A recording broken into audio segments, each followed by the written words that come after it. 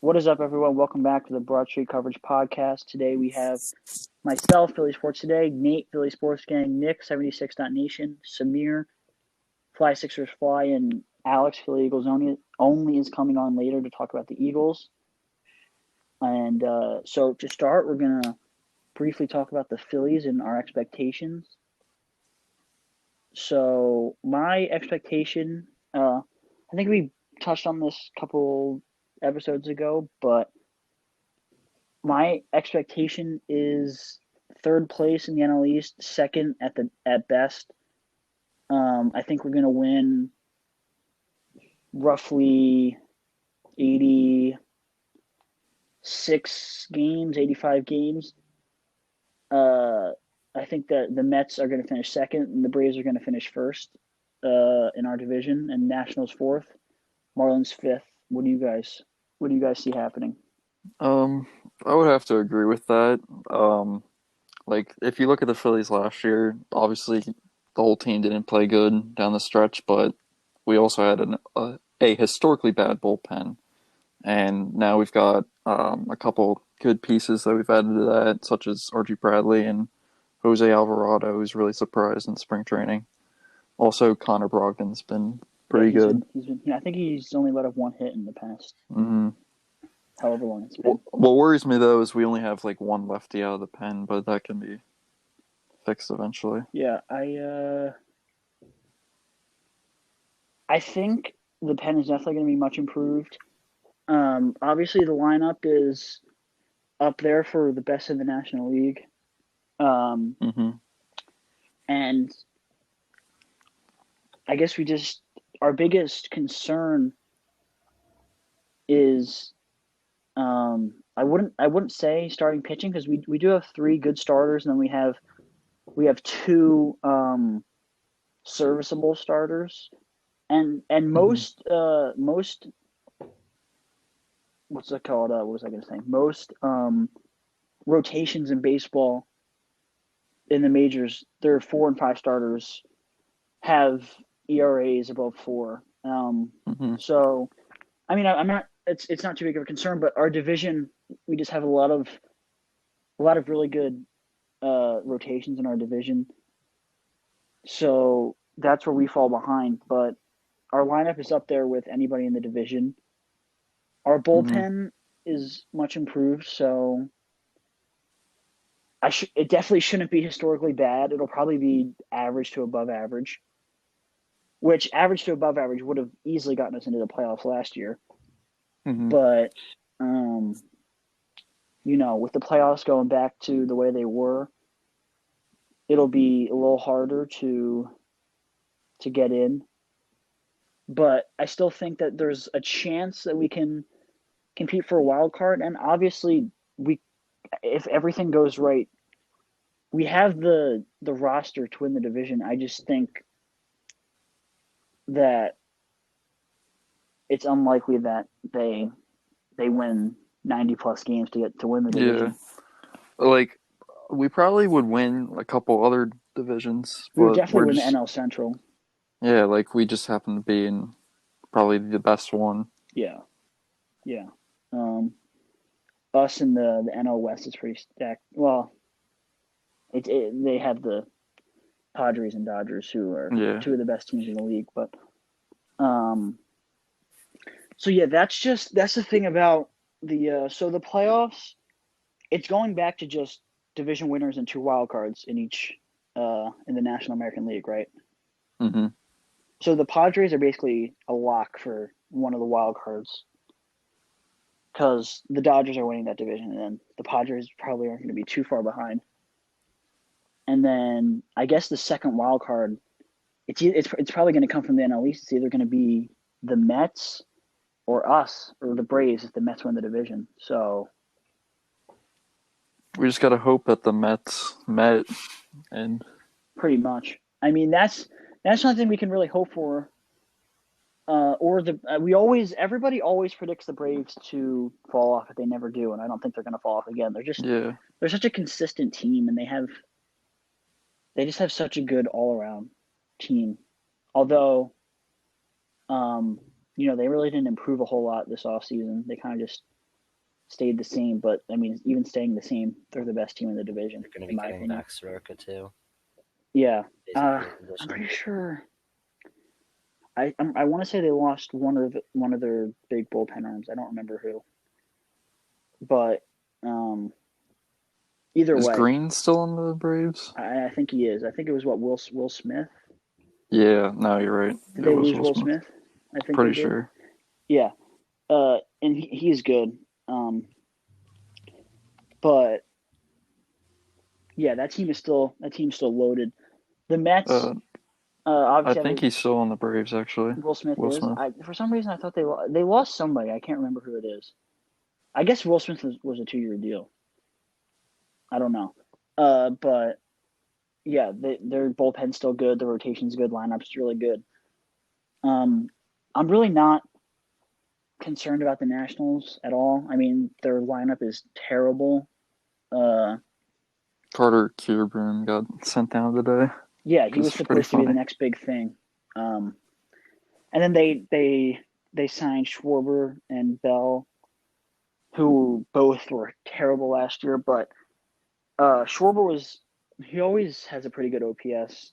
Last year he didn't, but Mm, I'm not going to hold 2020 against players too much because it was just such a crazy season. And a 60 game slump could in a 162 game season could change. You know, could change really fast because yeah, Harper, Harper slumps last year were magnified because the season was so short. Because players like Harper's going to have a few slumps throughout the season. He's going to have hot streaks throughout the season. Typically, he'll start the year hot. So I'm hoping that we can start the year. He can start the year like that this year. I know it took him a while to hit his first homer last year. I'm pretty sure. I don't really remember. I don't think he hit one in the Marlins series, the first series of the year. But Uh, actually, just going back to what we were saying, Shane Green isn't on the yeah, Braves right now. He's a free agent. that's what they lost. So he still hasn't been signed. Hmm. Interesting. Okay. So either way, um they'll still be good. And I don't know. I'm just really excited to. I think that the team they have a lot of great chemistry. Like they really they want to step up for each other. Bringing JT back was great for the locker room. Everybody wanted him back. Um, I just it's unfortunate that our division is so stacked, but I'm not going to rule out us getting the a wild card or possibly going in some crazy tear where we win the division. Hmm. But the division games are going to be huge. That's why first series against the Braves, these games are going to matter in September. When we look back. So Yeah. I know it's the beginning of the year. It's hard to put too much stock into the first series, but you gotta. It would be big if we could start the year off with a series win. What do you think about moving JT to the 5 spot and putting Bohm at cleanup? Because JT really struggles with runners in position. I think Bohm definitely deserves that. Uh, Yeah. Bohm is I would have to clutch. agree. Bohm Bohm is probably our second best pure hitter on the team. Like Probably. obviously Harper, and then Bohm he's gonna hit for average. He's gonna hit for some power. Uh, he didn't really he had a lot of doubles last year. He didn't really his power. I think he won't hit too many homers this year. Probably not as many as people expect, but still he'll get on base. He'll hit for average. He was clutch. Um, and that's really all you can ask for. And he has the ability to hit the ball out of the ballpark at any time. So that's really all you can ask for out of a cleanup hitter. I would love DD Reese, Bryce, Bohm, uh, and then JT. That would be a really nice 1 through 5, mixing Hmm. in lefties and righties too, which is always good. So that top 5 is up there with anybody in baseball. If Bohm can continue to be continue to produce like he did last year. Would you put Kutch at 6? Did I forget? I Probably forgot about Kutch. Segura. Kutch and Segura. No, Kutch will probably. Kutch led off last year, didn't he? Yeah, Kutch is going to lead off. I completely forgot about him. Why did I said Yeah. Didi at first? No, it'll be Kutch. Ooh, now I don't really know actually. Bo might hit 7th then. We don't really have a true leadoff. No, but Kutch is always good in the leadoff spot. I mean he's. We don't really have any. We don't have like a really fast. You know what I mean? Like that's not really what a leadoff hitter is anymore. Like I mean, obviously Acuna is fast, and he leads off for the Braves, but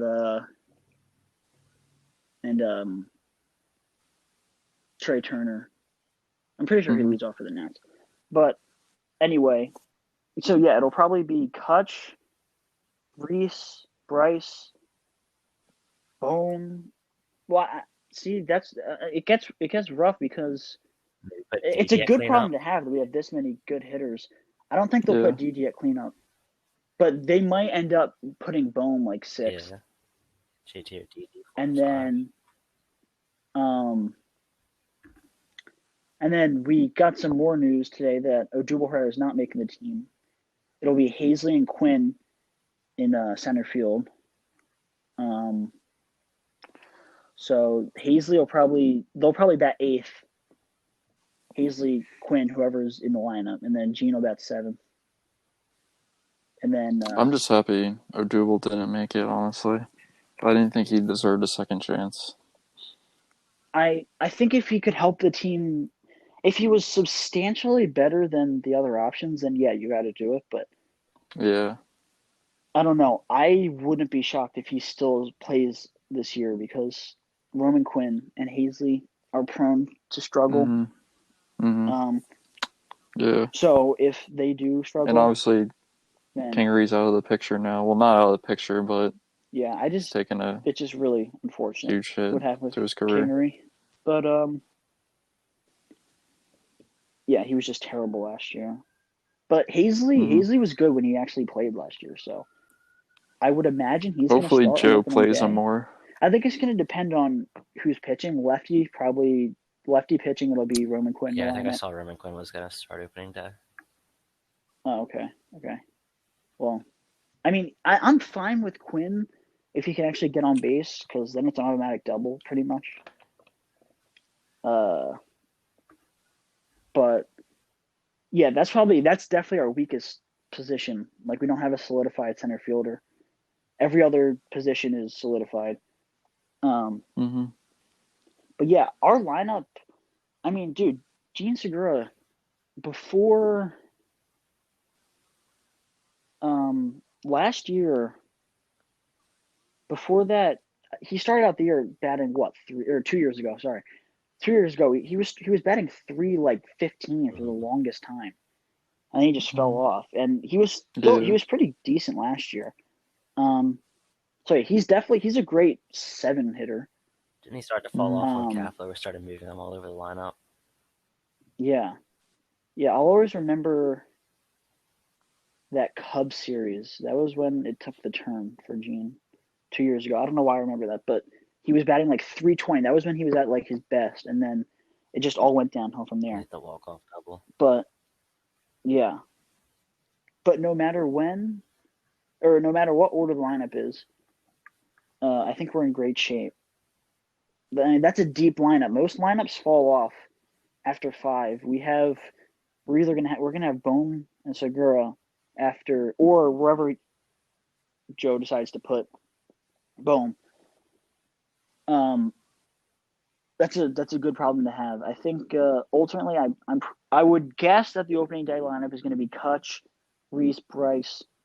I think he's probably going to keep JT 4.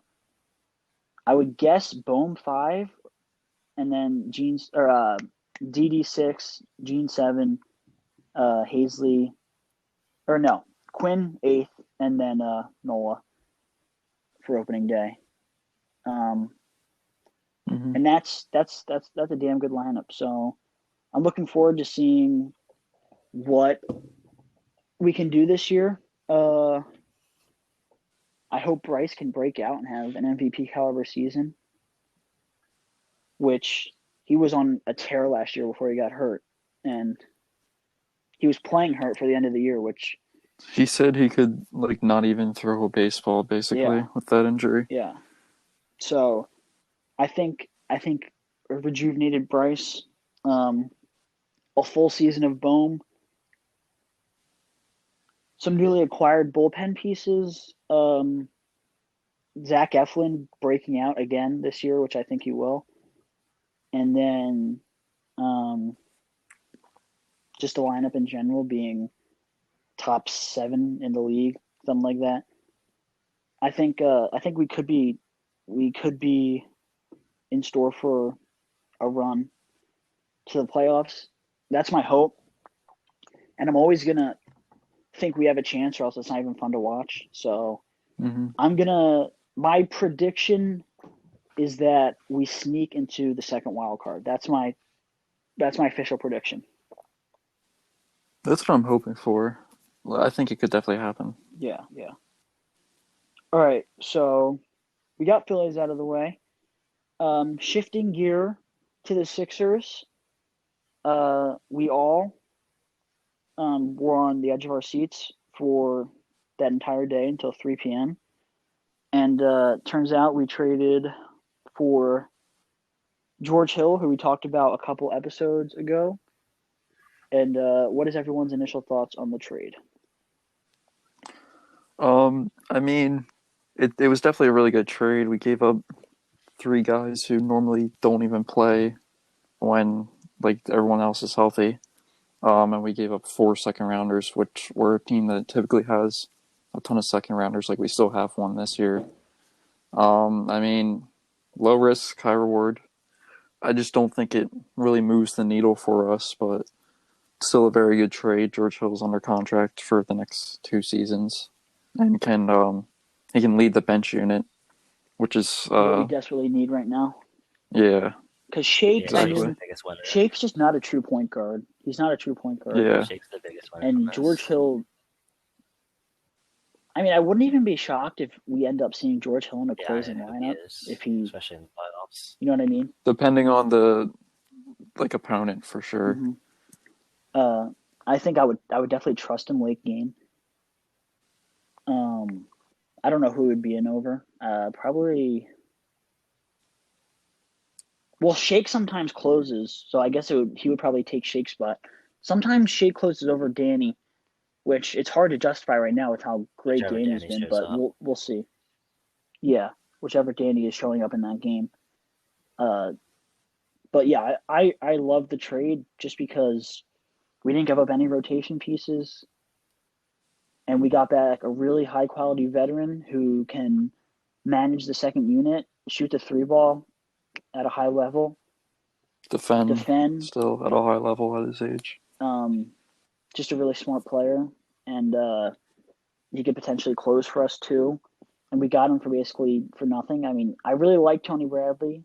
I thought he would be a good future backup for when Dwight retires or whatever Dwight decides to do. But he's pretty replaceable. So I thought that there was a good move to George Hill's a good player for a contender. He's a good player to have on a contending team. Yep. I think it's an amazing trade if Daryl can sign another backup big, because Joel's history is not going to stay healthy for the rest of the season, and running Mike Scott as a starter is not going to keep working against good teams. Yeah, I Yeah, can't stand watching. I mean, I Mike Scott I has love been. Mike. Go I ahead. was just gonna say Mike has been. It's just every time he shoots the ball, I just know it's gonna be a brick. Like Yeah. he's just. Like I love Mike Scott more than the next guy, but I can't stand him missing wide open threes anymore. It's.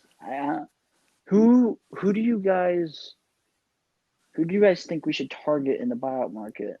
Oh well, we don't really know yet, right? I mean, still. Yeah, like I don't. There's not that many options at this point. I Like really Gorgie don't know. Zhang Yeah, got signed by yeah. the Spurs. Is Bogey the only I big mean, left? Like,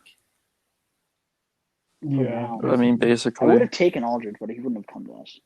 whatever. I would have taken him as a backup, but For sure. I mean, I think I think definitely a stretch 4 or a 5 is much is we really need that right now. I mean, It's actually funny because Luke Cornett probably would have been like a good pickup. yeah, but he actually would have been. Now he's a Celtic. Yeah, we don't really need any more.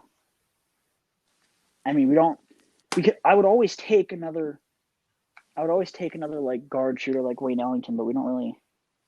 I feel like that's not our biggest need right now. I mean, I would love for him to take Furkan's minutes. Yeah, but I mean, I feel like Furkan's been good, point. but he's not gonna be good in the playoffs. Without even touches the floor. Yeah. Yeah. I'm pretty sure that we're gonna end up running like probably an eight-man rotation or 9-man rotation in the playoffs with George Hill, Shake, and Dwight coming off the bench, and then probably and Matisse. It'll be 9-man. Unless Doc is so stuck on running those full bench lineups, then we're gonna have to run a 5-man or a 10-man That never rotation. happens in the playoffs. I don't think he will. Yeah. I mean, I've been getting, like you guys pointed out like a while ago, and I was like kind of fine with it at the time, but now it's just gotten really annoying. So it'll probably be 9-man then. It'll be Dwight, Shake, George Hill, and Matisse off the bench. Yeah. Hopefully with the starter in the game at all times, which basically every good team does. Like, you'll never really see LeBron and AD both sitting in a big game. Yeah. Or, like, Giannis and Middleton or, just anybody like that. Well, Mike Budenholzer has something to say about that, but Doc actually ran a 10-man rotation last year in the playoffs. Doc. Who did? He did. That's what I'm thinking. He's going to do this. That's why, like, you guys keep saying, "Oh, he's not going to do it," but I don't know. Yeah. I feel like he might do it. I'm trying to think of who were the players though, like Harrell, Lou, Landry, and Reggie Jackson. They had a nice bench, but yeah, I mean those are they had two all like pretty quality bench players. Maybe not Landry, but Landry's still probably better than Furkan is. So I would, if we can, he'll probably end up running a 10-man if we get another. Like, you can't sit Matisse in the playoffs. You need him. You need Shake. You need Dwight to back up Embiid, and you obviously need George Hill. So it'll be at least 9. I think it'll be 9. And we'll see if he throws like Furkan in or something. But I think the only way Furkan touches the floor in the playoffs is if they need a spark shooting. Like, it's just a cold day, and Furkan comes in to try to get them back. Yeah, for sure. He can sometimes provide a spark, but other times he just kills momentum too. So as for Embiid, he apparently could be coming back this weekend, which is awesome. I mean, we really held our own without him. We haven't dropped at all. For sure. I've been really surprised at that. I mean, we've played a couple teams without their best players, but still, we have some really good wins. Yeah. I mean, for the Clippers game, I expected to lose. I'm not really mad about that. They've been playing really good basketball, and they're actually beating the Bucks right now without Paul George. So they've just been playing really well. We got blown out by them. We competed the whole time until the fourth quarter. They kind of pulled away. Yeah, it wasn't really close in the second half very much. I mean, Marcus Morris just makes every shot against us. Terrence Mann was going off. Yeah, if Terrence Mann didn't have if he didn't have a career night, we would have won that. I don't know. Probably. I just think it just wasn't a great night. Tobias has just been so good. Danny Green has been fantastic. If we can get this version of Danny Green in the playoffs, then sky's the limit. I mean, if we get he's been shooting close to what? I know close to 50 almost, basically. He's up to 40% on the year. and that's after he was at like 35 for a while, or 36. Well, maybe not for that long, but he slowly went up to 38, and now he's all the way up to 40. So, and he's shooting like 7 attempts per game, 40% on 7 attempts. That's very good. damn good. And my Seth Curry only takes like 4 threes a game, and I wish he would shoot the ball more. He's hesitant to shoot sometimes. Like, he takes forever to pull up, yeah. But I can't say he hasn't been what we've expected. I'm just really happy with how he's been playing without Joel. And getting him back, it'll probably take a few games for him to get. He'll probably be on minutes restriction for a little bit, I would imagine. Maybe like 20 minutes. Maybe for a few games just to get acclimated and back into the swing of things. I've been kind of disappointed with Ben lately, but it hasn't really affected. It hasn't, like, our results. But, his scoring has taken a little bit of a hit. I mean, he was averaging like 20 for like that little stretch, and now he's kind of regressed back to like 15, around there. He's been turning the ball over a ton too. Yeah. I was really bored like one night, and I was watching his like Twitch stream with like Seth Curry. They were playing like COD, and he was like, I was turning the ball over a lot. I was really rusty, but like that was a couple games ago. He's still been turning it over, so I don't know. You just need to clean it up. I just I watched the beginning of the Clippers game tonight, and I just saw Giannis pull up like 3 threes. Like I just wish he would have the confidence to do it just once a game. Like it doesn't hurt. He would just open up so like Giannis much. Probably. And I think he's honestly a better probably shooter. Does it too much. Giannis does do it too much. But I honestly, if you gave them both X amount of open threes a game, I'm pretty sure Ben could hit form is a lot better than at a better rate than Giannis. Giannis's form just looks so forced. Yeah. Like it does not look good. It's just because his arms are so long. It used to be more fluid before he got bulked, jacked. Yeah. But But yeah, I mean, Ben. We were talking about this the other day. Like, ball don't stop on Instagram. That guy has some wild takes. Like, he's obsessed with like pure hoopers. Like, he's obsessed with guys who can create their own shot, like Brandon Ingram, Bradley Beal, Zach LaVine. He thinks those are like the cream of the crop. He hates guys like Ben Simmons and Giannis. But he said that it's basically 4-on-5 on offense down the stretch of games, and it has been in the past. And I didn't think it'd be. I don't think it's going to be as big of an issue this year because we're going to have 4 shooters surrounding Ben pretty much. But still, you mentioned like the end of the Jazz game, he did nothing. The end of the last couple games too. Like, what was it? The Lakers game the other night. It's basically been Tobias. Like, he didn't really do anything. Same with the Warriors game. The Knicks game, he had like a clutch basket, but nothing else besides that. Next game. Yeah, I mean, it's just when you're going up against the Nets, you have 3 All-NBA players who can all create their own shot. You have Joe Harris who can be shooting freaking 45% from 3, closer to 50, I think. And then you'll probably have Aldridge in there. That's just like maybe Claxton, actually. Whoever it is. Nick Claxton is. It should be Claxton, but you don't really. I've watched a couple Nets games. Yeah. Experience over him. The vet, I don't know. It should be Claxton though. This defense is really good, Claxton. So it should be him. But Bruce Brown's also a pretty good role player. Yeah, I was just talking about their closing lineup. I just meant like. Yeah. Like you're going up against that, you can't afford to be playing 4-on-5. Or it's not actually going to be 4-on-5, but basically the offense is going to run through Tobias and Joel in the clutch, which it should, but he should at least be a threat to score the basketball. Because there's no reason there's just no reason anybody should be able to stop him at the rim. At least have him sitting in the corner. Yeah, because I feel like he's comes to go double Joel on the post, he can just pass it on. It'll be wide open every time. Yeah. Or that dunker spot. Yeah. Like, that works sometimes, too. It's just, but obviously you need him in the game because all NBA defense. You can't replace that. It's not worth putting, like, George Hill in the game instead of Simmons just for offense. So you need him in the game to guard whoever he's going to guard on the Nets. But,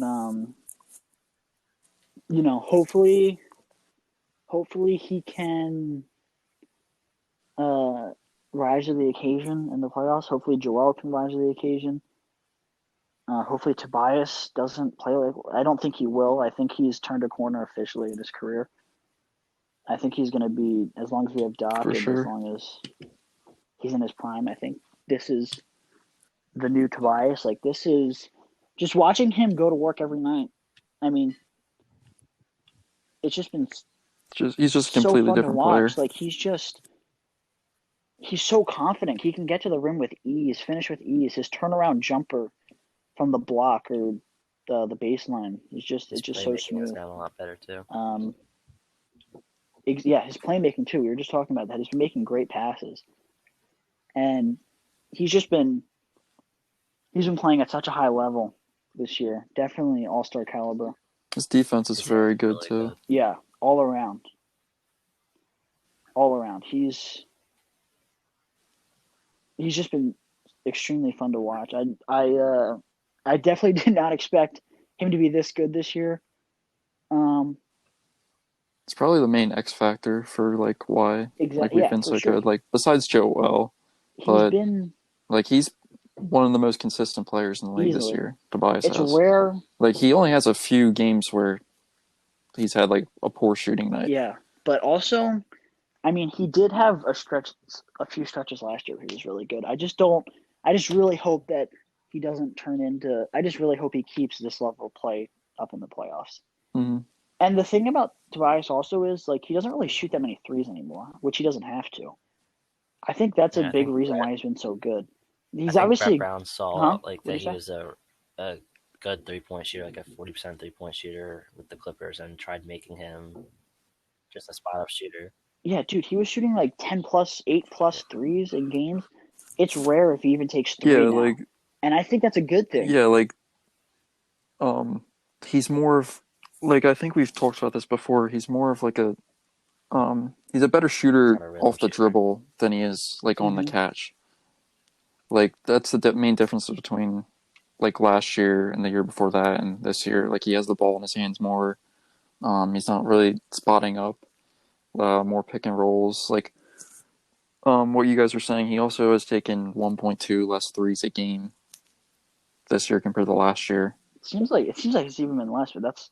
I'm curious what it was 2 years ago. I was watching JJ Redick's podcast with Tobias, and Tobias said he's been really successful because Doc basically like communicates what everybody's role is. Like, Tobias's role is to get in the pick and roll and do what he does and just go to work and like don't think, just do. Yeah, he's been...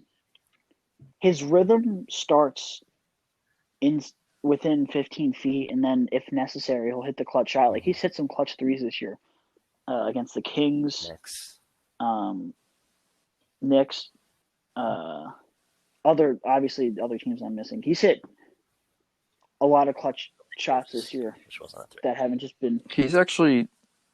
This is interesting. I'm like looking at his like shooting splits. He's shooting like almost 50% from 10 to 16 feet and like 49% from 16 to 3-point. Like, his mid-range just been so money all year long. That's where he's been. And then I'm sure his finishing at the rim has been close to a career high, I'd imagine. Maybe not. I would guess. Yeah. He's always been a pretty good finisher, but still. Yeah. He's been good. He's just been able to score in every way imaginable, and he's just been so impressive. And I mean, he's been definitely. This is what we paid him to be, for sure. Doc put him Yep. and Ben in a pick and roll. I really like that. It worked a couple times. I forget which game it was. It was one of the ones where Dwight got ejected and Ben was playing center, and pick and roll with him and Ben worked a lot. Yeah, that should definitely happen more, like when Joel's Mhm. out, and like in these next 2 games also. I just hope, obviously, that we don't have to worry about having to play Ben at center in the playoffs. Bad. I mean, maybe if Dwight becomes like unplayable or something, but that's not going to happen. Dwight. Also, we need to talk about Dwight has really exceeded my expectations. I didn't expect him to be like he started out the year kind of shaky, but recently he's been a really reliable backup big. I mean, he's pretty much met my expectations. I don't know. I just thought he was going to be a really good pickup. I was really surprised when we signed him. I thought he was going to be a because he's good pickup, probably but the I best didn't think he backup was going to center. be. I don't know. Not that he's been like insane, but like when Joel's been out, like he's had some really nice games, and even when Joel plays, He's just been consistently getting 10 to 14 rebounds reliable. a night when Joel's out. Yeah. And playing good defense too. And then the trade of the offseason. Yeah, he's probably. Sorry, go ahead. Well, he's probably one of the best like rim protectors statistically in the whole league. Yeah. Changes so many shots. Yeah. So yeah, Dwight's been great. And I was going to say the trade of the offseason, Horford for Danny Green has worked out so well. Green recently, it just seems like he barely misses now. Like he's just so money from the corner. He's starting to look like the player he was on the Raptors. Yeah, he shot a crazy percentage on the Raptors, but I'm pretty sure he's shooting a career high. Shooting in attempts. Yeah, that's what I meant. Like he's just been free to just take a ton of shots a game, and he's making the most of them. I don't know if you guys ever listened to his podcast with that like Harrison Sanford dude, but it's actually pretty entertaining. And he was just talking about how he's just been able to play more freely this year, and he's been able to get into a rhythm because he's been able to take so many more shots. Mm-hmm. And so I'm really happy that we held on to him. Obviously, I would have traded him for Lowry, but I'm happy that he's still on the team. He's definitely a really, really good role player. Yeah, I was actually gonna bring that up. Like, what are your guys' thoughts on, like not getting Lowry? Well, I definitely I wanted it to happen, but I mean, I'm not like too crushed that it didn't happen because obviously you go all in this year. It would be nice, but I'm also fine with getting him in the offseason too.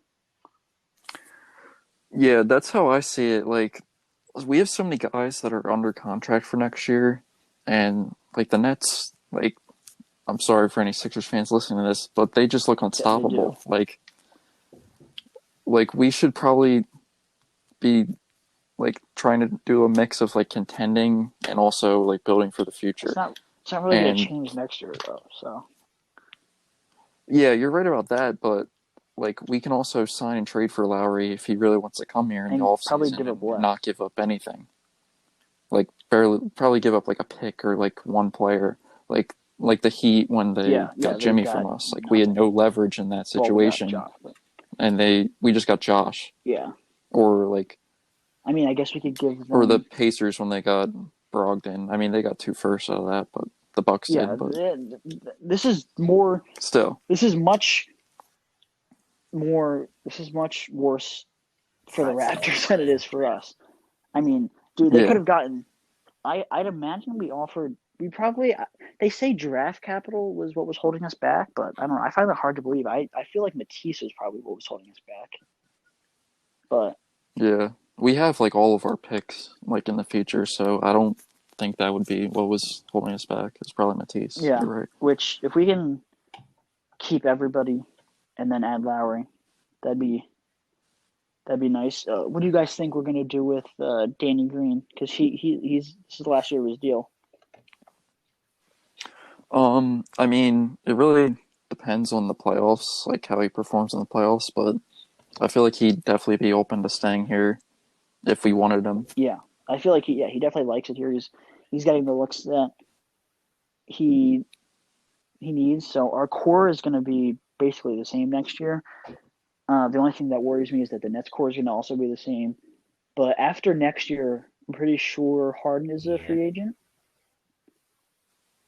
And I mean, I feel like these guys are getting older too. They are getting older. It's just so hard to predict because let's say that they don't win a ring either year. I don't know. Maybe Harden does leave, or maybe I think KD is a free agent. Or no, wait, he would be. KD and Kyrie are a free agent in the same. Is it 2 years from now or next year? They both signed 4-year deals. It's 2 years from now. Harden has a better shot of winning. Yeah, they both signed 4 years. Yeah, because they're. You think he went there to win a ring and he accomplished that? I just don't know where he would go. Like, yeah. I don't know. He's with his friends already. It's a little sad that. So, what other friends does he have in the league that he would want to team up with? Unless he wants to. I don't know. I mean, just a little sad that we're talking about like this far ahead. Like they're so really good. Are. It's going to take a lot. It would take a miracle for us to beat them. It's going to take a lot. I mean, I think our best bet is we have to hold on to the 1 seed, and we have to avoid playing the Nets and the Bucks in the second round. I mean, let them fight it out in the second round. Because, dude, I mean, the Bucks are a really good team. They're not good enough to beat the Nets, but you never know, right? I mean, yeah, I think they match up like better with the Nets than we do, just defensively. They do, yeah, and the Nets don't really have anybody to contain Giannis. Yeah. So the best case scenario is that they play in the second round, and we play Miami, I guess, or Boston. Whoever the 4th seed is, because it'll probably be like we Boston can say Miami in the first round.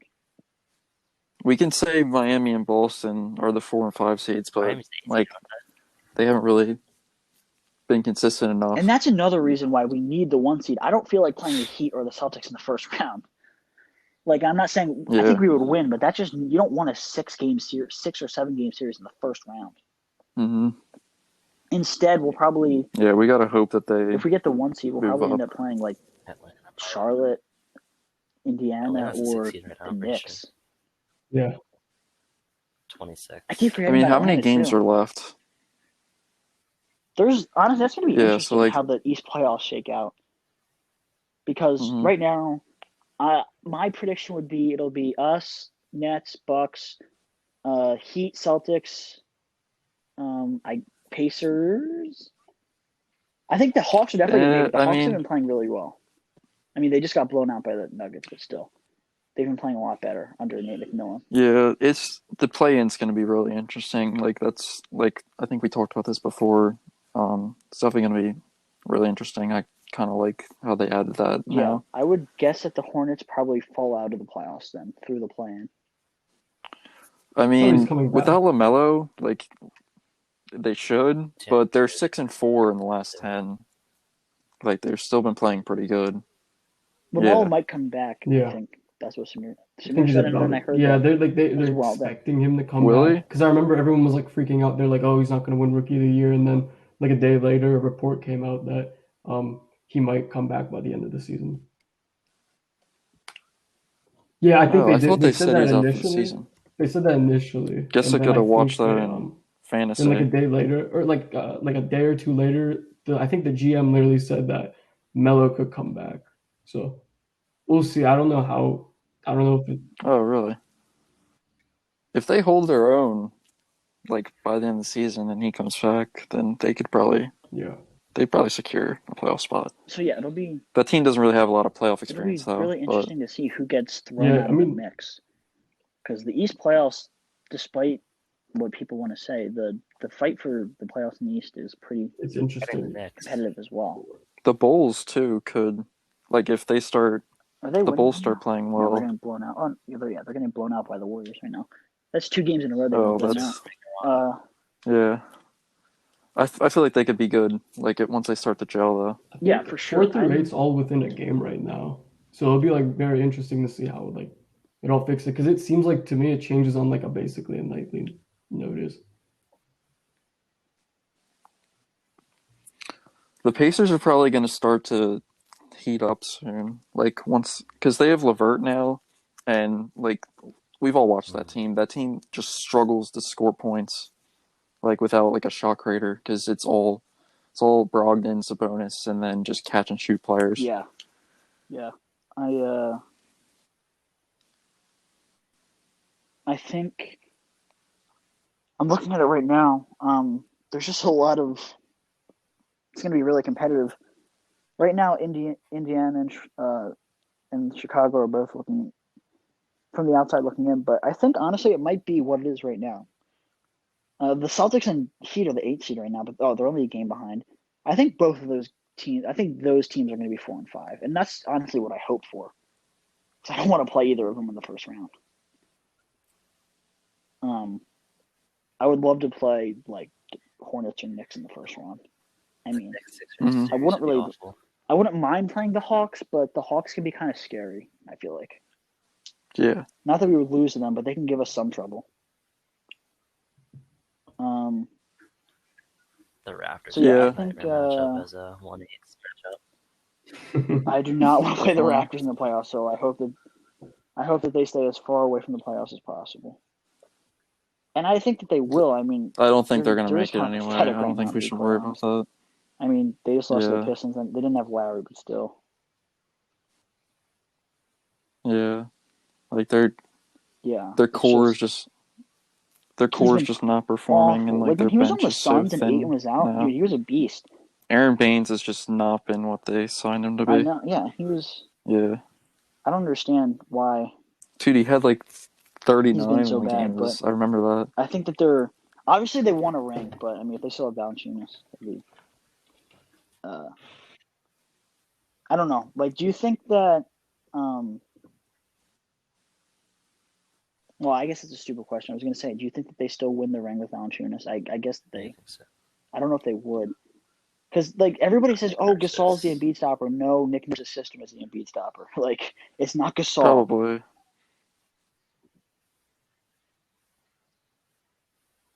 Yeah. Like we saw in Oh, the Nick two games Nurse's this year. defense.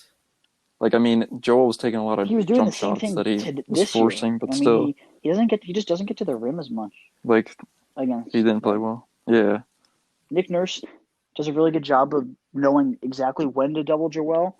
He makes him pick up his dribble in difficult situations, And and they he has to double force some hard. Like they crazy come in pass. hard and he just freaks out. They don't know what to do. Exactly. I think the Raptors would be a nightmare matchup for us, like you said. I just think we'd For be us. lucky to play a team like the Hmm. Hornets, who really just don't have anybody that scares me. I mean, Rozier could go off, Devontae Graham, sure. Hayward never really goes off against us when in the games where we played the Hornets. So, yeah, let's just hope that we play a team that's that is not a nightmare defensive matchup. It doesn't really cause us many problems offensively either. So I think the Hornets would honestly be a sweep.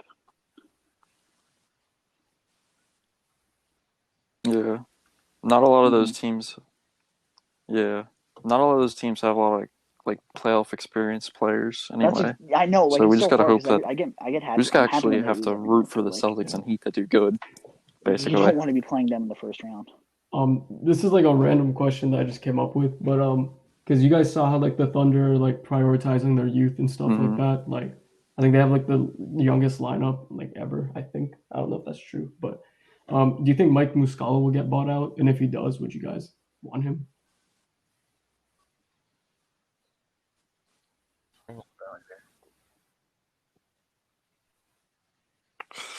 Um, that's definitely an interesting question. I mean, Muscala was really bad when he was on the Sixers before, but like from what I can see, like numbers wise, he's improved. So I don't know if he's still like as bad as he was for us, but I mean, he definitely filled the like role that we were talking about earlier, like a stretch 5, stretch 4. So I mean, I guess I wouldn't be opposed to it. Like we got Ignis I would take is taking up a Muscala. roster spot right now that can He's easily change. I'd definitely take Mike Muscala, I guess. he's streaky, but I'd definitely try him out. He could be good. Off the bench, for limited minutes a game. But I don't know. I think we just gotta wait and see who becomes available. Because I'm not really sure who's going to be available and if any of them are going to fill significant needs for us. So will be interesting to see what happens there. Moving on to the Eagles, we made a big trade. We moved back to the 12th pick in the draft, trading with the Dolphins. And I'm curious to hear what you guys think. So if anybody wants to take it.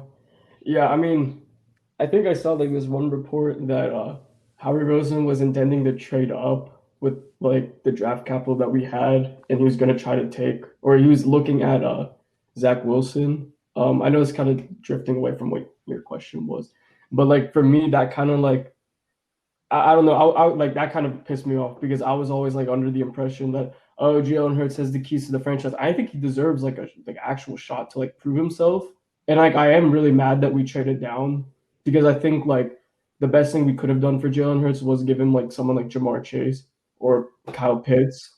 But yeah. Well, the thing is, I heard that apparently the Bengals, Joe Burrow. Really but come on, like, do you want to play like 10 years in the league or do you want to play 2? Like, I think the smarter thing is to get like the offensive lineman. So yeah, I think the smarter thing is to get him. I mean, maybe they do care what Joe Burrow wants more than what's better for him, but I was always. I mean, he just literally collapsed inside. And you think like after a freak accident like that, you'd be like, yeah, I want this protection instead. But I mean, I guess it's cool to pair him up with his like BFF. But I don't know. I think like the most fair thing we could have done for Hurts was give him a weapon and give him that. I still think we will, but I'm just saying it's not going to be a Jamar Chase, most likely. Maybe. Well, imagine you stay at 6. If you stay at 6, you get your pick of Waddle, Pitts, Smith, if Chase is off the board, if we're talking offense only. And you stay back at 12, maybe you get your pick of one of those guys. And if you can get one of those guys, and also you get a pick next year, first-round pick next year, I mean, I think it's a good deal, especially if Chase is going to be taken anyway before our pick. No, I was always thinking maybe if Jamar Chase isn't there at 6th overall and we did keep the pick, then like we could always just trade down then. But I guess maybe the return isn't as good. I don't know. So apparently on that it had to do with that makes sense. But going 1, 2, 3, 4. I don't know. Either way, you get another pick, and there's this. You're still going to get a really high end offensive player. I mean, you would think that. I hope it's not someone like that. Christian Darrisaw. I mean, he's a good player, but I think drafting offensive linemen is just boring. Like, I don't think I want to watch that. An historic receiver class. We have to hit it. I don't think I really grade the trade until you see how he does with the pick. That's true. Yeah, that's what Nate says, and he's that's how I see it. Until we see what we get, it's hard to grade. I don't know. I was looking at this thing, and basically, it's a first wide receiver taken in the last 10 NFL drafts, and it's normally like mid to late first round. I mean, obviously, there's an exception because this draft is a lot more loaded, but I think there could be a scenario where we might end up with Jamar Chase, and that might be like very slim chance. But if we think about it, like let's look, Jacksonville, New York, San Francisco, I think they're going to take quarterbacks. I think there might be another quarterback gone 4th overall, and I think that might be the smartest thing to do. I think that's Atlanta that has that pick, right? Yeah, I mean, I think the smartest thing to do is take a quarterback because they have wide receivers. They have Julio and they have Calvin Ridley. The Bengals at 5th overall, I think they're more like a wild card. They might end up taking offensive line, or maybe they do take Jamar Chase. And then you have Miami and Detroit, who they need a receiver. But then after that, Carolina, Denver, Dallas, and maybe New York, they don't really. Or no, New York got Galladay. But I think 8 through 11 were clear. I think the only teams we really need to be worried about is Cincinnati, Miami, and Detroit. So I think there is a slim chance that we could get Jamar. Yeah, Miami and like Cincinnati, they could both take a O lineman or a offensive weapon. That's pretty clear. The Lions could really do like pretty much anything with their pick. Like I'm not even ruling. Like let's say a QB falls to them. For QB of the future. Like they could probably take a QB. Yeah, I don't really believe in Jared Goff, honestly, and I honestly don't know if they do, but like they could do anything. They could take a defensive player, they could take a O lineman, they could take a weapon. The Panthers could. I mean, who knows? It might be a situation they're in like like a last similar year, situation, like CD Lamb situation, but not all the way to 17 where he got drafted, but like maybe Jamar Chase falls. Who knows? I mean, maybe like because we expected Lamb to be the. Well, did we expect Lamb to be the first receiver off the board? He was expected to be, right, or no? I feel like people expected it was either one of them, but I don't think people. People no didn't one expect thought Lamb Ruggs was going to fall to 17. So maybe like Pitts or one of the guys who's regarded as like second or third best falls to us at 12.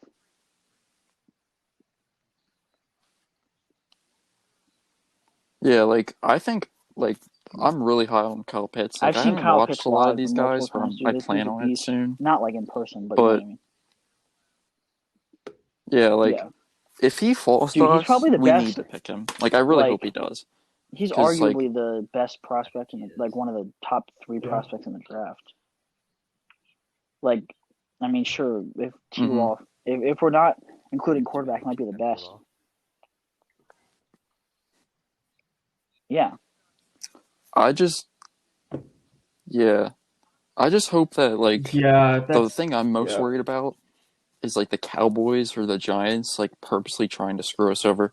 Like receivers more of a need for the Giants because they don't really have a number 2. Like they have Darius Slayton as a number 2 right now, and like he's solid, but like they could definitely take another receiver even after signing Galladay. But like Dallas. Like, wait, what pick do the Kyle Pitts? I'm gonna be so mad. Yeah. Like they definitely wouldn't take. Gallup needs a contract soon, doesn't he? Yeah. The Cowboys have 10, and the Giants have 11. Yeah. Like, I don't know. I mean, that's definitely possible. Yeah. They definitely didn't need CD Lamb. But I don't think they take another receiver. They need defensive help, but like if they pick Kyle Pitts, then like most of their offense would be under contract for the next couple of years, and that would just be scary. They would have like 3. I mean, I wouldn't say wide receiver 1 caliber, but like,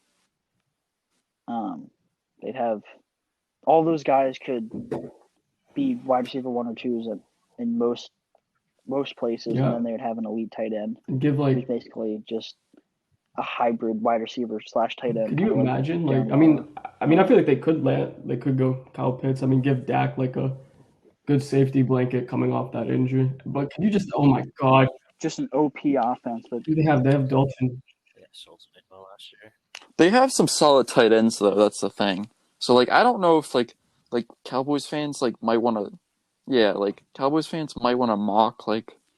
I mean, I feel like they lean Parsons. Cowboys, but I don't really know like how much they'd want to pick him. I think they can go ahead and take Freaky Parsons.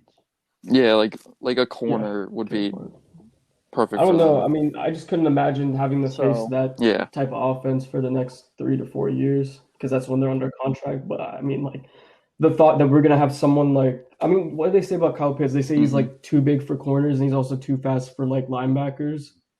Both of which stick up specimen. He's just a matchup nightmare. Mm-hmm. Like even you just watch some of this, and you either toss it up to him or like he It's can break crazy. tackle. Like he's just insane. Bottom line is basically just we don't really know if it's like a good or bad trade yet because obviously the picks haven't been made. Like from a logic standpoint, it seems good because we're a rebuilding team and having the potential to have 3 firsts next year. It's obviously really good for a team in our position. Like I was like I'm not gonna lie, I was really pissed when I got news of the I mean, trade, dude, but I was like, you got to look I at it didn't from a even logic know. standpoint. I We think I just have to woke up to hit on that the trade or picks. something, or like, and I might have been like I was so mad at the time because I saw a tweet from like Colin Coward, and it was like sources are saying that the Dolphins are trying to move back up with the Eagles, and I was like, oh haha, like what sources does Colin Coward have? And then like 2 minutes later, the trade literally happened. At the time, I was like pissed because like when you look at sixth overall and you have like Jamar Chase, I mean maybe Jamar Chase depending on what the Bengals do, but then you have Kyle Pitts fall like right into your lap, and given like Howie Roseman's draft history, I just thought sixth overall was like Howie proof. Like you cannot mess that pick up, and I think it might be a little bit harder for him to not mess up that pick at 12th overall. So I don't know. I mean, I guess like what Nick said and what Nate said, you have to wait for the draft picks to pan out because who knows? Maybe we give Hurts a chance this season. He doesn't pan out, then we have 3 first-round picks for next year, and if we need to, we move up and draft a quarterback. We can move up to take a quarterback. Well, I don't even know who the prospects are. Like I think like Tyler. Yeah. Yeah. A lot of people say that next year's QB class isn't very good. But still, there's like definitely got to be some good players, like there always is. Wait, is Rattler gonna be? So he's not even gonna be able to play next year, right? He might have been redshirt. I'm not sure. I'm pretty sure. Jaden Daniels is gonna become a first-round pick. Book it. Yeah, he was the backup 2 years ago. I'm just joking. So I don't know. We'll see. To look at Chase Garbers. Yeah. So,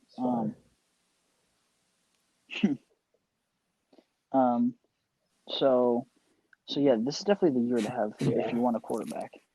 But even if, I mean, who knows? Maybe we wait 2 years. I mean, I don't know. I was really mad because I was just more mad about like the whole principle behind it. Like, I mean, in essence, it's kind of like in regards to what Howie was doing with trying to trade up. It's almost like what he did to Wentz, not like to the same degree, but like it's like you just promised Jalen Hurts, you gave him the keys to the franchise. And you're like, look, this is your team. Like you're starting next year.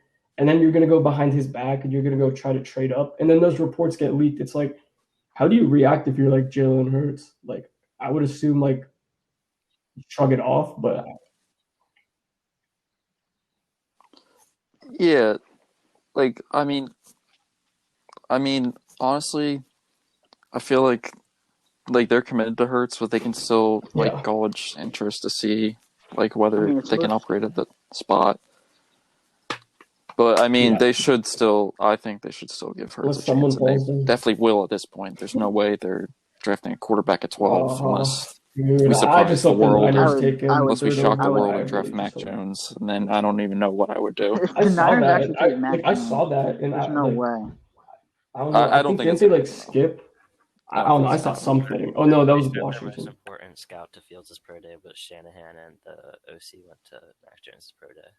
Yeah, I mean, I don't know. Apparently the last time the scout went to an Ohio State pro day, they took Bosa. So hopefully they just. I don't know. I want them to just take Mac Jones, so we don't even think about it. There's no way they trade up for Mac Jones. Like if you think about it, they could get Mac Jones at 12. Like there's no way they traded up for him. Like even with all the smoke around him, there's no way they traded up. And especially imagine Fields or Lance in Shanahan's offense. And this is also the first chance Shanahan has to get his guy. I mean, unless Zach Wilson is there, which he's probably not. I mean, people are like I still justifying think this. Like I Fields was like or checking. Lance would Someone probably be said, like better I for don't that know who offense, needs to but hear still. this, but Mac Jones ran more RPOs than Justin. Like it's almost like they're trying to just justify taking Mac Jones. I don't know. I don't watch college football up until like the draft. But like, is Mac Jones Yeah, really like I don't good? think Like, it's is gonna he that happen. good?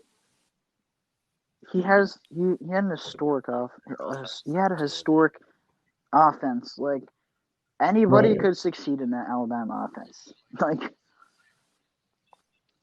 Yeah, like I saw someone say earlier, like his deep ball's like underrated, but he just like doesn't really have a high ceiling, and Waddle and I mean, Smith made up it's a for good like a arm lot right after Devontae last Smith year, and Jalen Waddle in the and like in backfield. the previous year, because obviously Waddle was hurt for most of the year. dude, like I watched a lot of Alabama games Yeah, this year. Like it was rare where he had to make like a tight window pass. Like those guys just created so much separation for him. He goes through his progressions really And well. He's a smart I quarterback, mean, but he's just I think I don't think it's it's impossible his that he'll be a good statue. quarterback. He's just He's not a in top a three good pick. system. hmm Alabama, like any quarterback's going to succeed at Alabama. It's just happens every year. I mean, dude, AJ McCarron was like you don't have to be like an insane quarterback to win a national They made the championship at playoffs Alabama. That's like the bottom line. since Like yeah, like they just I don't know. That's why it's hard to it's hard to um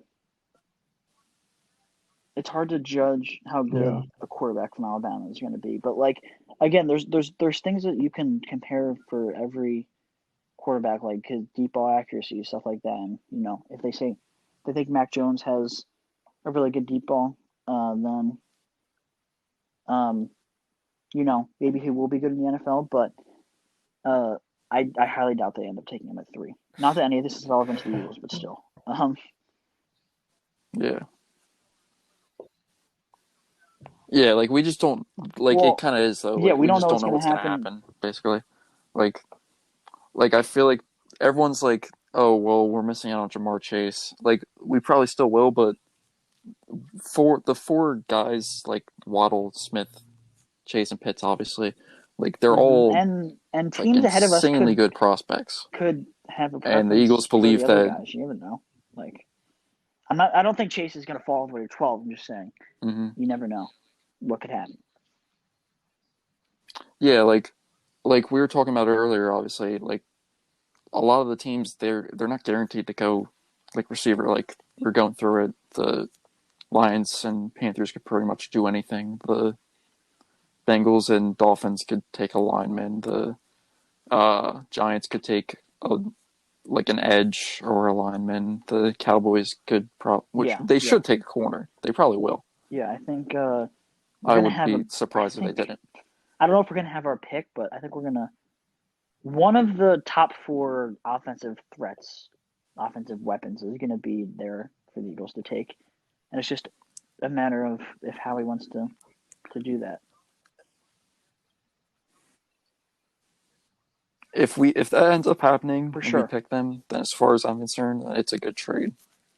As long as we draft like a good player with that pick, or we use it to trade for like a franchise quarterback, or Yeah, I mean, like Liz who Fritz knows? would Maybe pan out. they There's just so many trade all the hypotheticals. picks that they have for. I mean, people are.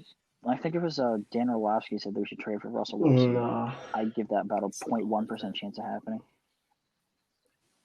Uh, I don't think it's yeah, worth I it don't either. think it's Like, gonna dude, happen. does Russell Not at Wilson really all. make us a Seattle's champion, starting Like to like a Yeah, Super Bowl contender? we have the next No. best thing. We have Russell Wilson 2.0. I said it a year ago, so don't Yeah, be surprised Russell if he Wilson turns 2.0. out to be spectacular. Nah, but I really hope we just do him better than we. I mean, we did give Carson Wentz weapons. Like we gave him Arthego-Whiteside. We gave him Jalen Rager, but I hope we can just give Hurts better weapons. That's all I could wish for. Because I don't want to see him go through the same stuff that Wentz had to go through. Not that like Wentz went through any shit like that, but like just like a healthy, consistent group of good players.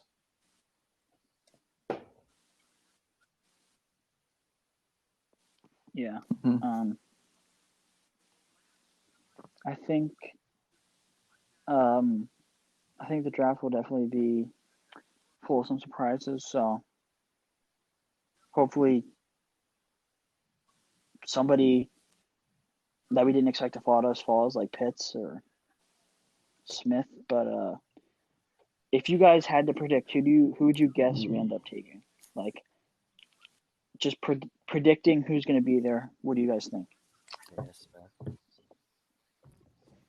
I think it's going to be Smith. Like, teams are like I think starting we're gonna get to Jalen Waddle, like have some but doubts about I him think simply because of his Devonta Smith's frame. also an option. So I think it's going to I be think that Smith. could I think happen. the ideal pick is Jalen Waddle, but I think it'll be Smith. Yeah, Or we get someone like Elijah Vera Tucker, but we'll see. Hopefully, I don't. I really don't. I don't want to have a high draft pick just to take a lineman. I don't want I to just take a want I want something lineman. I exciting. really a little don't. bit. Yeah, like, well, Yeah. that and like we have some young pieces on the line. Like, obviously, Yeah, Kelsey, and they got Brooks, and Johnson are old and injury they prone, got but we have experience some last young year, which is pieces really that all you played can well. ask for Like, in I a wouldn't wasted take a season like lineman that. It's like not at like we just 12. had Brandon Brooks and Lane Johnson out there the whole season. We had people like Jack Driscoll and Nate Herbig step in, which I thought was really cool to see. I didn't really think they did I think they did a pretty solid job most of the time. They weren't terrible. Hmm. And I think it's always something to build upon. And obviously, Stoutland's an amazing offensive line coach. Yeah. I don't know how he does it, how he's able to prep for 20 different offensive linemen every year or offensive line rotations, but he does it. And I think they'll get better with more practice and more playing time, but I don't think offensive lineman is what we should go. Hmm. Yeah. If we go defense, it better be like Yeah. a corner because I cannot watch Avonte Maddox on the outside anymore. Like, if Alex was able to like be in on this, he'd probably say like we're gonna sign a corner, but there aren't really that many corners left to sign. Like, corner's a priority for me. Yeah. Someone like If we take a receiver, I we definitely need to take a corner in round 2. I think what was I going to say?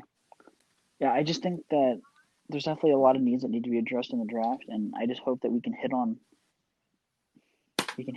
a few picks and get some guys that can make an instant impact. How many draft picks do we have? 11 or 12? Yeah, I mean, we have to just hit on a couple of them, at least 5, maybe 11. less, but I don't know. Maybe I'm being picky, but it would just be a shame if none of them could come in and contribute. Well, I'm sure that our first round pick is going to contribute.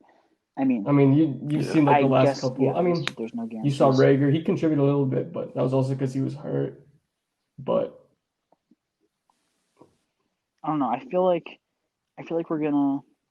I don't know. I strangely have confidence that we're gonna hit on whoever we draft at 12, and he's gonna be. Yeah. This draft's just huge for us. Like, the next 2 draft drafts is are just huge for the future of our There's so much game. talent loaded in this first round that I pray to God every night that he just doesn't mess up that pick.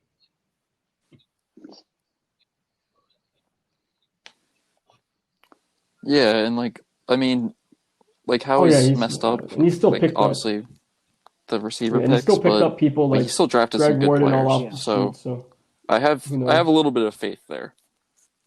I think an underrated pick at 12 would be Rashad Bateman if all 4 Yeah. take him. He's getting really looked over. I've heard about him. You've talked to me about him before. I've heard that Rashad Bateman. I'd probably rather let's say all 4 are taken. I'd probably rather go for Fairley, Horn, or Surtain, and then go receiver at 37. All 4 being gone. I really don't. I would guess that we end up with one of the 4. That would be my prediction. All right, everyone. Thanks for listening. We talked about the Phillies, Sixers, and Eagles. Phillies opening day is Thursday, so stay tuned for that, and stay tuned for Joel Embiid coming back potentially this weekend. So